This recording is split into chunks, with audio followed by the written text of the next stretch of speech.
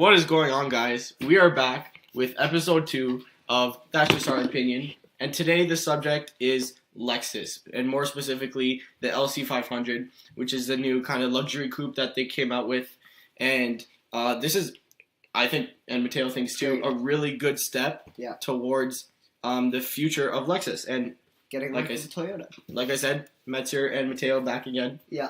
Let's go. Alright, so let's start with the LC500. So that's like the first time from 2006 or 2009 when they made the LFA with a ridiculous price tag, and that was the last time that they shot away from Toyota and built a completely different car. Yeah. Yeah. So this one's a lot better, in my opinion, because it might not be as exclusive or anything, but it's a really good price for what you get. I think, yeah. So compared to the LFA, how would you compare this to the LFA? Pros and cons. So this to the LFA, it's really it's cheap for what you get. It starts at like $102,000. It's a good price for what you're getting. Yeah, it looks great. Yeah. The LFA, it sounds great. The LFA might sound a little bit better. Mm-hmm. And the best pro is that it's not a Toyota. They're both not Toyotas. But the only cons are that the LFA has a V10 and the LC500 doesn't. It only has a V8. Mm-hmm. And that's how the LFA, it might be, and the LFA has 2 seats. It's not really it's not the same. It's not a GT car which you could just cruise around in. So would you say it looks better than the LFA? Would you, in terms of like exterior, how do you think it looks? I think the LFA looks more exotic, but this one looks more modern. Yeah, okay, that's actually a really good way to put it. Yeah. Because it's hard to tell when you're comparing the two. One is more modern, looks more futuristic, but then the other one's just kind of timeless. Yeah. Kinda, just the design. Yeah. Like this one shows us where they're gonna go, like what their cars will look like. Mm-hmm. And one thing that you can't argue, the interior of the LC500 is just amazing. It's so much better. Especially the what color? The beige. The beige color. The beige color. Oh my goodness! And what's amazing is this is not, the beige isn't just kind of in the seats and a little bit on the dash. This is like everywhere. Almost the whole interior, and it looks really nice. Like it looks very premium. It looks like it's awesome. It's not a cheap leather. I wanted to sit in one to see how comfortable it is. I would want to sit in one too. Nice. I want to see if it's actually comfortable. Oh yeah.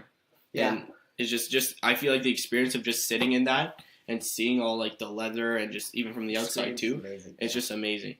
And can't like wait you said, till they come to Canada. and like you said, it's just it's a good price for a car like this. Yeah. Because I mean, like in terms of the engine. Yeah. Like you have you can get the 5-liter V8 which has 471 horsepower. Yeah. Which is $102,000. That's the LC500. Or you can get the 500H, which is the hybrid version. Yeah. It has 354 horsepower and it's $119,000. Now, do you think that like having the hybrid version was a good move? I think it was good for them, but the problem is that it's not as fast. Okay. It looks the same, whatever. It's not as fast, and they're relatively close, especially if you get the performance package, which is $15,000, and it's only for the LC500. But still, the hybrid would be more expensive, and it wouldn't be as fast. So yeah, I'm not sure. I should have gone with 102 as the hybrid, and then 100,000 as the V8. Okay, yeah, that makes sense. But yeah, I think in terms of performance, it's like you have to go with the normal. Yeah, one. you have a good point, but I think in terms of it's 2017 and Lexus is, I guess, trying to rebrand itself a bit with the design. I feel like the hybrid was a good move since, it is 2017 and, electric cars are becoming more and more popular. So, like, having just a hybrid, well, not an electric car, but a hybrid is, especially with the importance of people being aware of like, the environment. But the hybrid brings it into like a new space where there's not very many cars, so it can sell more in the hybrid market because there's only the i8 really. Yeah, that's a good point. It's putting itself into 2 different like sub-markets of the car market, which is So it's cool. We have lots of competitors here. It's with crazy price range and but 100 grand is a pretty. They're in between 90 to 120. Yeah, like you said, it's a good price for what you're getting, but there are many competitors in this price range that have a lot of pros and cons. Like we have the AMG GTS, which looks insane, but it's a little bit more expensive. Yep, 120.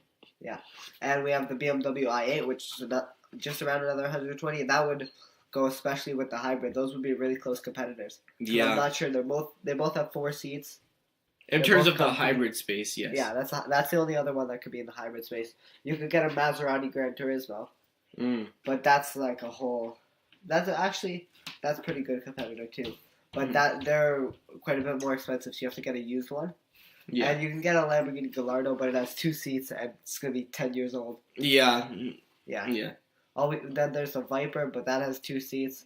But you can get a Porsche 911, but you can only get the Carrera S, which has 400 horsepower instead of getting the 471 horsepower out of the normal 500H. Yeah. And these are all $120,000. You can get R8s, but you get the V8 and the V10, but they're still you'd have to get an older one to be able to match the price. You could get an SMR Advantage, but that's again 2 seats. The Z06 is 2 seats, and the Nissan GTR, 4 seats, but it's different. It's kind of it's a much different car. GTR is just a beast. Yeah, it's just a beast. It's probably not the most comfortable car compared to LC500. Not a chance. It's not really a GT car. No.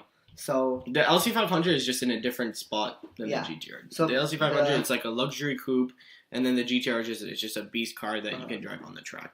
Yeah, so probably the 911 and the i8 are the closest competitors for the LC500.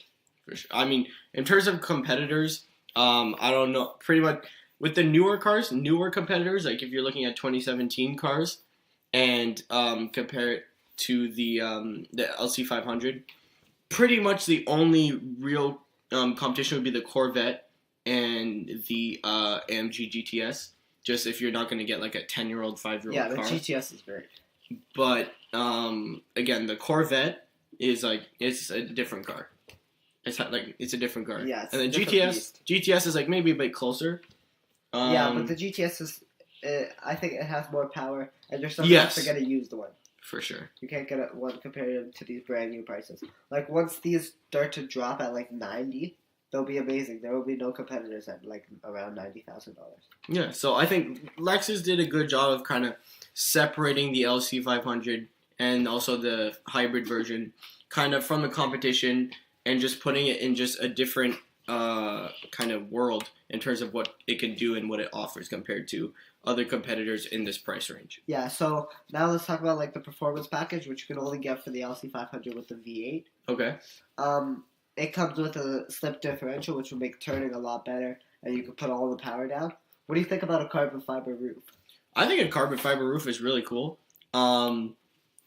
Anything carbon fiber, probably it looks really good. They should have a lot more carbon fiber options, though. I think too much carbon fiber probably would have taken away from it as just being like a luxury coupe and it being like nice and making it like a bit more racy. Yeah. And probably would have raised the price as well. So I think the carbon fiber roof was a good option of having like that cool like carbon fiber in the car, but not overdoing it and making it like a super racy car. Yeah. Still staying true to what it is. Exactly. The retractable spoiler does the same thing. Yeah. It's just for that, and it looks really, really nice. Again, same thing. It's not being super racy, but again, it still has like that cool, a little bit of racy factor to it. And something crazy that nothing else with this price range has is 4-wheel active steering. Yeah. So when you're going at low speeds and you're turning in parking lots, the car shrinks a little bit because the wheels turn against the front wheels. That's right. So that turns, and then when you're going at high speeds to make the car more, to make you put more into it and enjoy it more, they turn at the same so that it's more, comfortable. Yeah, it's more, I guess you feel more confident too driving it. There we go. Yeah. Like this is such a cool feature, especially like you said, especially in a car this much. Yeah, it's crazy. The car with this price, and like you said, the competitors they can't have that. They don't have that. No. This is super cool because especially it adds to the experience of having this car. So I'm guessing that most of them will get the performance package, for sure. Because just $15,000 for the 4-wheel steering and the extra carbon fiber and the differential just to make it drive that little bit better will start to separate the prices of the used market. I feel like it would depend on the person. Yeah. So if someone were to be looking at the LC500, but they're more of someone who likes the little subtle like racy aspects of the car, then they'd go with like this performance package. Yeah. But then someone who's not really doesn't really care too much about having it like more sporty or racy. Yeah.